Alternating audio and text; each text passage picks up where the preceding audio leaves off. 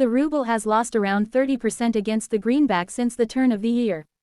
The Bank of Russia has blamed the country's shrinking balance of trade, as Russia's current account surplus fell 85% year-on-year from January to July.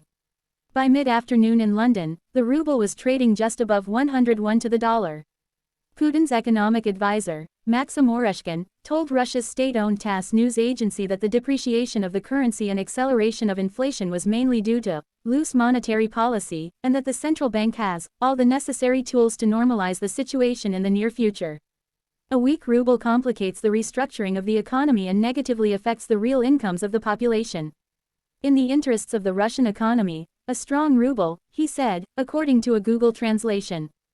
The central bank on Thursday halted foreign currency purchases for the rest of the year in a bid to shore up the currency, which is fueling fears of rising inflation as Russia attempts to fundamentally transform its economy in the face of increasing isolation and punitive Western sanctions.